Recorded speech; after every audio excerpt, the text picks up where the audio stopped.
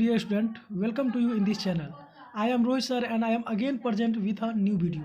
In this video, we will study the prose section, chapter number 3, Gilu, written by Mahadevi Verma. So let us start now.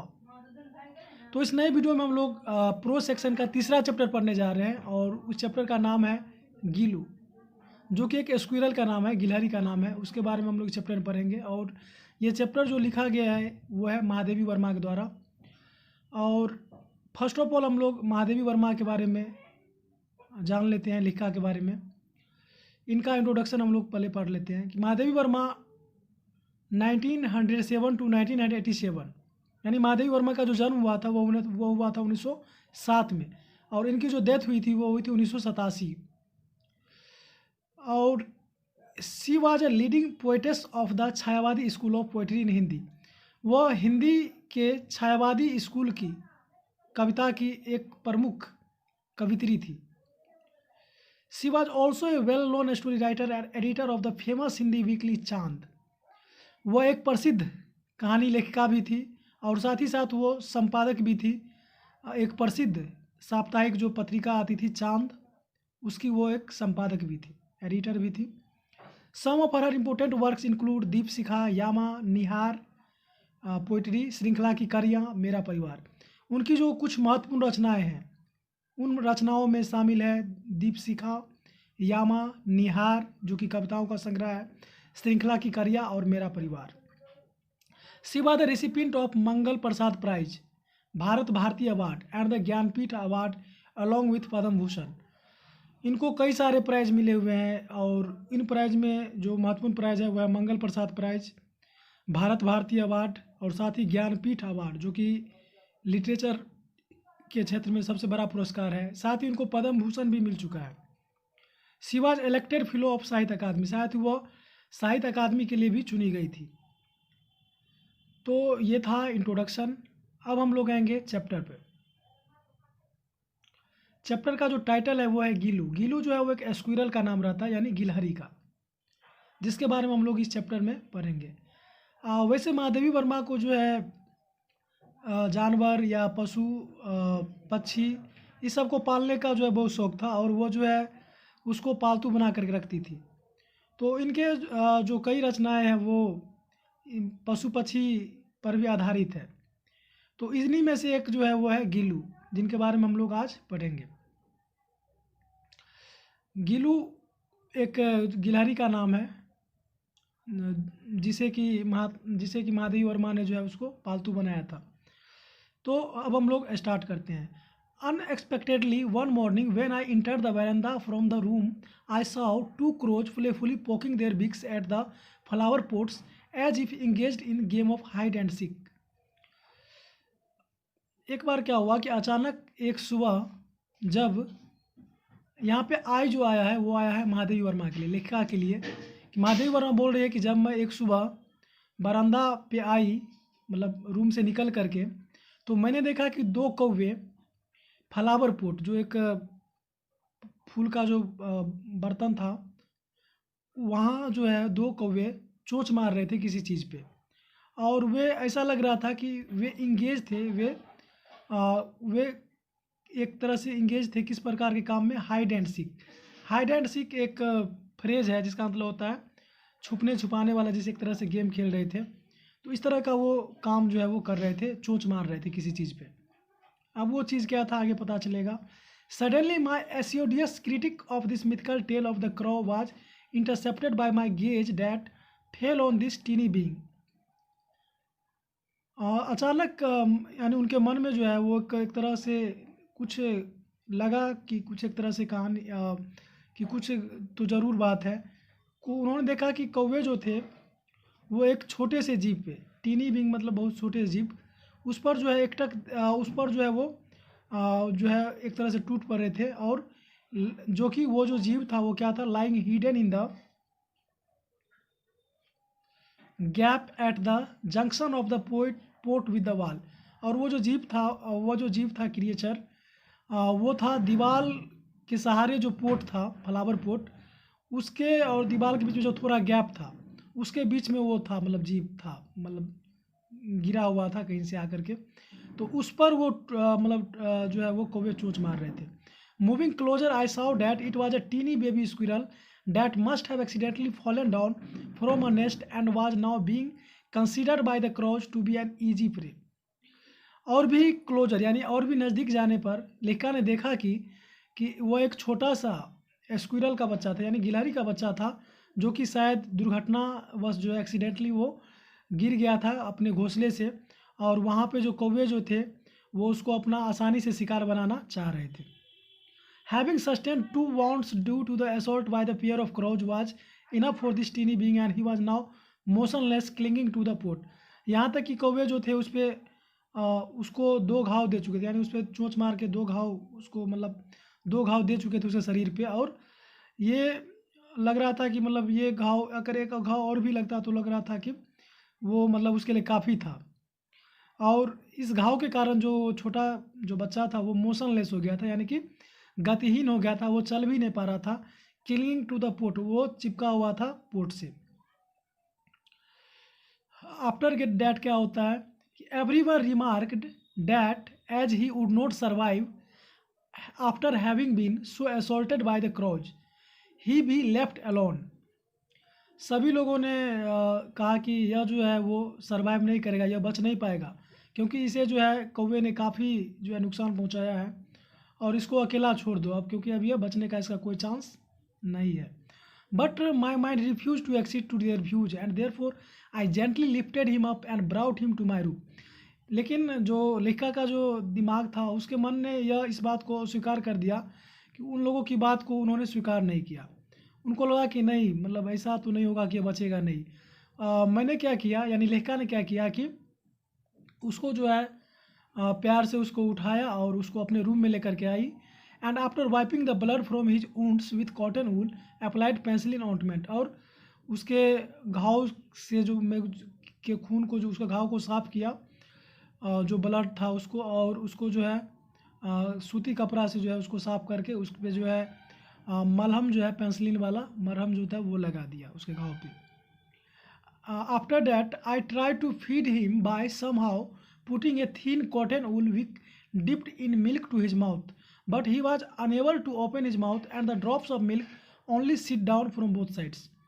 इसके बाद लेखिका ने उसको क्या किया कि उसको जो है एक कॉटन वूल के सहारे जो है एक तरह से कॉटन वूल के में दूध में डुबो कर कपड़ा को, सूती कपड़ा, उसको दूध जो है उसको पिलाना चाहा, लेकिन वो जो है अपना मुंह खोलने में अनेबल था, असमर्थ था, और जो मिल्क का जो ड्रॉप था, दूध का बूंद जो था वो दोनों साइड से गिर जाता था, उसके मुंह में नहीं जा रहा था दूध, क्योंकि वो जो है अपने मुंह को खोलने में असमर्थ था जो बच्चा था गिलहरी का वो। Only after several hours of tending could I manage to pour 1 drop of water in his mouth. कई घंटे की मेहनत के बाद भी जो है वो मैंने जो है वो केवल उसके मुंह में जो है 1 ड्रॉप जो है पानी उसके मुंह में केवल डाल पाई। But on the third day, he became so much better and I saw that he would use his 2 teeny claws to hold my finger and gaze all around with his blue glass beads like eyes। लेकिन तीसरे दिन क्या हुआ कि वो अच्छा feel करने लगा और मैं आश्वस्त हो गई कि वह, और उसने जो है वो क्या करना शुरू कर दिया, अपने दोनों छोटे पंजे से, गिलहरी का जो छोटा जो पंजा होता है बच्चे का, उससे उसने लेखिका के उंगली को पकड़ना शुरू किया, और उसने वो टकटकी लगा कर देखने लगा अपने चारों ओर, अपने नीली उसकी शीशे जैसी चमकती हुई आंखें थी, उससे वो देखने लगा चारों ओर। एंड इन 3-4 months ही astonished everyone with his smooth fur, bushy tail and naughty refulgent eyes. और 3-4 महीने में ही उसने सभी को आश्चर्यचकित कर दिया, अपने उसके जो पूँछ थे, उसके जो झाड़ीदार जो पूँछ है, उसके बाद उसकी जो आंखें थी शरारती आंखें, उस सब से उसने सभी को आश्चर्यचकित कर दिया। गिलहरी का बच्चा काफ़ी जो है वो अट्रैक्टिव लग रहा था। A transformation from common to proper noun followed and we started calling him Gillu. एक तरह से उसको, उसका जो गिलहरी जो था नाम, उसको कॉमन नाउन होता है, स्क्विरल क्या होता है कॉमन नाउन, और प्रॉपर नाउन क्या होता है जब कोई पार्टिकुलर नाउन किसी चीज़ का रख दिया जाता है तो उसको हम लोग प्रॉपर नाउन कहते हैं। तो यहाँ पे उस गिलहरी का जो है प्रॉपर नाउन अब रख दिया गया और लोग उसको गीलू के नाम से पुकारने लगे, यानी गीलू जो है वो गिलहरी के बच्चे का नाम था। I hung a light weight flower basket lined with cotton wool on the window with the help of a wire. इसके बाद उसके लिए एक जो है एक झूला बनाया गया, एक हल्का वजन का फ्लावर बास्केट, और उसमें जो है एक तार के सहारे उसको लटका दिया गया खिड़की पर। For 2 years this was Gillu abode. 2 साल के लिए वही गिल्लू का एक तरह से आवास था, रहने के लिए घर था। All were pleasantly astonished at his antics and intellect. सभी उसको जो आश्चर्यचकित रूप से देखते रहते थे, उसकी बुद्धिमानी को, और उसको एंजॉय करते थे। When I would sit down to write he would be seized by such an acute desire to attack my attention that he devised a novel way of doing it. और जब मैं लिखने के लिए बैठती थी, लेखिका जब लिखने के लिए बैठती थी, तो वो एक तरह से लेखिका के ध्यान को अपनी ओर खींचने की कोशिश करता था, और उसने इसका एक नया तरीका, एक नवीन उपाय तरीका जो अपना लिया था। अब वो तरीका क्या था? He would venture close to my feet, go swiftly up the curtains and descend with the same breakneck speed. वो क्या करता था कि लेखिका के पैर से पैर के क्लोज आ जाता था समीप, और फिर जो है वो तेज़ी से चढ़ जाता था उनके कंधे तक, और फिर उसी स्पीड में फिर वो नीचे भी आ जाता था। This sequence would continue till the time I got up to catch him. और यह क्रम तब तक चलता रहता था, ऐसा यह काम एक्शन, जब तक कि लेखिका उस पर ध्यान नहीं देती थी। On some occasion I use to hold Gillu and put his tiny body in a long envelope. कभी कभी किसी अवसर पर लेखिका क्या करती थी उसको, कि उसको जो है एक बड़े लिफाफे में उसके छोटे बड़ी शरीर को वो रख देती थी। Sometimes he would continue to stand on the table leaning against the wall in such an amazing condition for hours and watch my activities with his radiant eyes. कभी कभी क्या होता था कि वो अपने आप को टेबल वो अपने आप को जो है, जो टेबल था और जो दीवार के सहारे जो टेबल था रखा हुआ खड़ा, उस पर वो अपने आप को एक अमेजिंग स्थिति में घंटों जो अपने आप को मतलब उस पर चिपके रहता था, और एक ही सिचुएशन में रहता था, और and watch my activity with is radiant, और अपने आँख से जो है वो चमकती हुई आँखों से वो जो है वो लेखिका के काम को देखता रहता था कि लेखिका क्या कर रही है। When hungry he would inform me by twittering chik chik. जब उसको भूख लगती थी तो वो लेखिका को इन्फॉर्म करता था, सूचित करता था चिक चिक की आवाज़ के साथ। And after having received some biscuits और काजू, और जब तक उसको ये बिस्कुट या काजू नहीं मिलता था तब तक वो चिक चिक करते रहता था। आई wandered with the twittering of चिक चिक what transpired between him and other squirrels that were often spotted near the wire meshed window। और तभी लेखिका को जो है उसके चिकचिक की आवाज़ के साथ साथ दूसरे जो स्क्विरल जो कि खिड़की के बाहर रहते थे, गिलहरी, उसकी भी आवाज़ अक्सर सुनाई देती थी। Seeing Gillu sitting near the window and affectionately peering at the world outside made me realise that it was necessary to set him free. और गिल्लू उसकी आवाज़ सुनता था, जो कि अदर गिलहरी जो बाहर में चिक करती रहती थी आवाज़, उसके आवाज़ को गिल्लू भी सुना करता था, और आवाज़ सुनते ही वो विंडो के नज़दीक जा कर के बैठ जाता था। तो ऐसा गिल्लू को देखते करते हुए देखकर, गिल्लू को वो विंडो पे नज़दीक बैठते हुए देखकर, और प्यार से जो आउटसाइड का जो वर्ल्ड है, बाहरी संसार है, उसको निहारते हुए देखकर लेखिका को एक दिन रियलाइज़ हुआ कि उसको अब फ्री करना जो है वो मुक्त करना ज़रूरी हो गया था, ताकि वो भी आउटसाइड की दुनिया को देख सके। By removing some nails I made a small opening in a corner of the wire mesh and on being able to go out from this opening Gillu was thrilled to be liberated.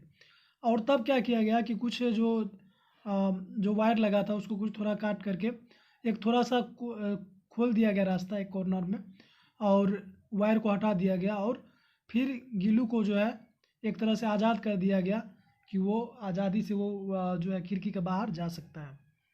Gillu को जो है liberated कर दिया गया, आज़ाद कर दिया गया। Due to my important papers and letters my room use to remain locked in my absence.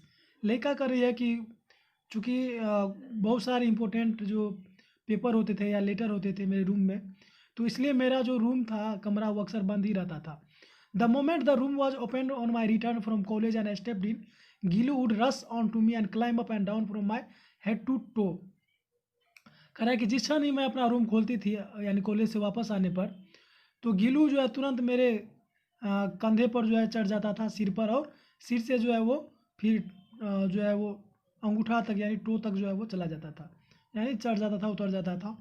Since then this had become a regular practice, और यह एक तरह से उसके लिए एक रोज़ का अभ्यास, रोज़ का काम हो गया था, क्योंकि वो भी पूरे दिन बंद ही रहता था रूम में, और जब लेकर आती थी कॉलेज से, जब रूम खोलती थी तो वो इस एक्टिविटी को करता था। On my living the room Gillu would also make an exit through the wire mesh opening of the window. और जब लेखा जाती थी, वो रूम में बंद नहीं रहता था, वो तब तक जो है वो मतलब खेलता रहता था बाहर। जब वो रूम मतलब जाती रहती थी रूम से निकल करके, तो गिलू भी जो है वो अपना निकल जाता था खिड़की से, और वो जो है he would spend the whole day with his lot jumping and prancing up and down the branches. और वो पूरे दिन जो जो और भी पेड़ थे खिड़की के बाहर, उस पर वो जंपिंग करते रहता था, अपना इंजॉय करते रहता था, उसको ऊपर नीचे करते रहता था ब्रांचेज पे। लेखा आगे बता रही है कि I have several pet animals and birds and all of them are quite fond of me, but I don't remember any of them daring to eat from my plate. लेखा कर रही है कि वैसे तो मैंने बहुत सारे जानवरों और पक्षियों को पालतू बनाया है, बट और उनमें से सभी मुझे प्रिय हैं काफ़ी, लेकिन मुझे अभी तक याद नहीं, मुझे ऐसा याद नहीं कि किसी ने मेरे प्लेट से खाने की का साहस किया हो। मतलब बहुत सारे पशु पक्षी थे, लेकिन किसी को भी ये साहस नहीं था कि लेखिका के प्लेट में जो भोजन है उसको वो मतलब खा सके बिना परमिशन के। गिलू वाज एन एक्सेप्शन, लेकिन गिलू जो है वो इसका अपवाद था, गिलू पर यह रूल लागू नहीं होता था। The moment I would reach the dining room he would emerge from the window, cross over the courtyard wall at the veranda, reach the table and would see want to seat in my plate. जो ही लेखिका जो है dining room में आती थी, वो तुरंत विंडो से आ जाता था, निकल करके विंडो से आता था और तुरंत आंगन को पार करके बरामदा पे आता था, टेबल के पास पहुंच जाता था, और तुरंत जो है वो प्लेट में ही जाके बैठ जाता था, लेखिका के प्लेट में जाकर बैठ जाता था खाने के लिए। With great difficulty I taught him to seat close to my plate. बहुत कठिनाइयों के बावजूद उनको लेखिका ने सिखाया कि प्लेट के क्लोज में बैठे, न कि प्लेट में। His favourite food was kaju, and when not available for several days he would refuse other food items and threw them down from the swing. उसका जो फेवरेट जो फूड था, भोजन था, वो था काजू, और जब ये काजू अगर नहीं मिल पाता था कई दिनों तक, तो वो जो है दूसरे फूड आइटम को, जो है जो दूसरा खाने वाला सामान होता था, उसको वो खाता नहीं था, उसको रिफ्यूज़ कर देता था, उसको अस्वीकार कर देता था, और उसको जो है अपने झूले से नीचे फेंक देता था। Around that time being injured in motor car accident, एक बार क्या हुआ कि जब लेखा का एक एक्सीडेंट हो गया था, तो I had to spend some days in hospital. लेखा को जो है वो लेखा कर एक मुझे जो है कुछ दिन हॉस्पिटल में बिताना पड़ा था। Those days whenever my room was open Gil would rush down from his swing, but on seeing somebody else he would with the same alacrity settle back and to seat in his nest. उन दिनों क्या होता था कि जब भी मेरे room में कोई जाता था, मेरा रूम खुलता था, तो गीलू जो है तुरंत अपने जो उसका जो घोंसला था, स्विंग जो था, झूला, उस पर से तुरंत नीचे उतर के आता था। लेकिन किसी अजनबी को जब वो देखता था, किसी और को, तो वो जो है उसी गति के साथ, जिस गति से नीचे उतर के आता था, उसी गति से तुरंत वो अपने जाकर के नेस्ट में चले जाता था, घोंसले में चला जाता था। Everyone would offer him kaju, but when I cleaned up his swing on my return from the hospital, I discovered it was full of kaju. सभी उसको काजू भी दे रहे थे, मतलब काजू भी खाने के लिए उस टाइम में देते थे, लेकिन जब लेखिका जब हॉस्पिटल से आई और जब उन्होंने मतलब स्विंग को साफ किया, उसके घोंसले को, तब पता चला कि वो काजू से भरा हुआ था। which only showed how little he was eating his favorite food those days. इसका मतलब इसी से पता चल जाता है कि वो उन दिनों जब लेखिका बीमार थी, तो वो अपना फेवरेट फूड भी नहीं खा रहा था, जो कि उसे काफ़ी अच्छा फेवरेट जो उसका भोजन था। इससे पता चलता है कि वो लेखिका के बीमार होने से कितना मतलब वो भी कितना मतलब उसे भी चिंता थी लेखिका की। During the course of my indisposition he would sit near my head on my pillow and gently stroke my forehead and hair. और जब लेखिका को पानी मतलब चढ़ता था, तो वो तकिए के पास जो है वो आकर के लेखिका के मस्तक पे चढ़ जाता था, उसके बाल को जो है वो सहलाता रहता था। And his moving away was like the going away of nurse, और ठीक एक जैसे नर्स की तरह जो है वो उसकी लग रहा था कि नर्स सेवा करे, उस तरह से वो भी करता रहता था। When I used to work during summer afternoons, Gil would abstain from going outside or sitting in his swing to keep himself close to me and also to tackle the summer heat. He had discovered a totally new method. कह रहा है कि जब मैं काम करती रहती थी दोपहर, गर्मी के दोपहर में, गर्मी मौसम में, तो गीलू क्या करता था कि वो भी अपने झूले से उतर करके आ जाता था और अपने आप को वो मेरे साथ क्लोज करने के लिए वो, और जो गर्मी जो है उसका हीट भी कम करने के लिए वो क्या करता था, उसने एक नया तरीका अपना लिया था। He would lie prostrate on the surahi kept near me and thus remain cool and also close to me. वो क्या करता था कि लेखा के नज़दीक जो एक सुराही रखा रहता था उस पर जा करके वो अपना चिपक जाता था, जिससे कि वो अपने आप को, बॉडी को भी ठंडा रख सके और लेखा के भी क्लोज रहे। तो इतना वो लेखा को चाहता था। Squirrels have a life span of बेयरली 2 years। कहा जा रहा है कि लेखा को जो है लेखा करी है कि जो गिलहरी जो होता है उसका एक जीवन काल होता है लगभग 2 years होता है। As such Gillu's lease of life finally came to end. और वही हुआ कि गीलू का भी जो अंत क्षण जो है वो फाइनल क्षण आ गया, यानी अंत आ गया। For the whole day he neither ate nor ventured out. उस दिन वह नहीं पूरे दिन न खाया न कहीं गया। इन द नाइट, रात में, even with the pain of going away he came to my bed from the swing. रात में क्या हुआ कि वो बहुत दर्द में था, कहीं गया नहीं उस दिन पूरा घूमने के लिए, लेकिन उस दिन फिर भी दर्द में रहते हुए भी वह लेखा के बेड पर आया अपने झूले से उतर करके। And clutch the same finger with his icy claws. और उसने जो है उसी तरह से किया, अपने फिंगर मतलब अपने पंजे से लेखा को पकड़ा जिससे उसने शुरू में पकड़ा था, यानी जब लेखा ने उसको पालतू बनाया था, यानी अपने शुरू के दिन में उसी तरह से उसने अपने ठंडे पंजे से यानी लेखा को पकड़ा फिंगर को। which he had clung to his near death like a state during his natal days। यानी ये वही बात है कि जैसे वो शुरुआत के दिनों में जैसा उसने किया था उसी तरह से उसने अपने जब उसका एंड आने वाला, जब उसका डेथ होने वाला था तब भी उसने ऐसा ही किया। The clothes were getting so cold that I switched on the heater and tried to give him some warmth, but as the first ray of morning touched him, he departed। कह रहा है कि उसके पंजे जो थे बहुत ठंडे हो गए थे, इसलिए मैंने लेखा ने क्या किया कि हीटर ऑन कर दिया जिससे कि उसको थोड़ा राहत मिले, लेकिन सुबह की पहली किरण के साथ ही वो मतलब डिपार्ट हो गया, यानी उसकी वो जो है चला गया, यानी उसकी जो है मौत हो गई। His swing was taken off the hook and opening made in the wire mesh window was closed। उसका झूला जो था उसको उतार लिया गया और वो जो एक तार जो है खोला गया था विंडो का उसको भी बंद कर दिया गया। आगे क्या हुआ कि Gillu was put to eternal rest under the sonjuhi creeper both because he loved his creeper most and also because of the satisfaction I derive from my believe that some spring day I will find him flowering and blossoming in the guise of a tiny yellow विजुई flower. Gillu को जो है उसके सोनजूही जो लता थी जिस पेड़ पर वो जिसको काफ़ी वो पसंद करता था उसी के नीचे उसको दफना दिया गया। और अपनी संतुष्टि के लिए लेखा ने क्या किया कि लेखा को विश्वास था कि कुछ बसंत के दिनों में क्या होगा कि वो जो है एक तरह से जन्म लेगा एक जूही फ्लावर के रूप में, और इसलिए उसने उसको दफना दिया और उस लता को जो है वो काफ़ी पसंद करता था। तो इस कहानी में हम लोगों ने देखा कि एक एनिमल जो है वो कितना मतलब लेखा से उसको कितना लगाव था और लेखा जो है वो मतलब उसको कितना चाहती थी, और काफ़ी जो है ये इंटरेस्टिंग जो है वो स्टोरी था गीलू के बारे में। तो इस तरह से यह जो है चैप्टर जो है एंड होता है, और आई होप कि आपको जो है ये चैप्टर का एक्सप्लेनेशन काफ़ी पसंद आया होगा।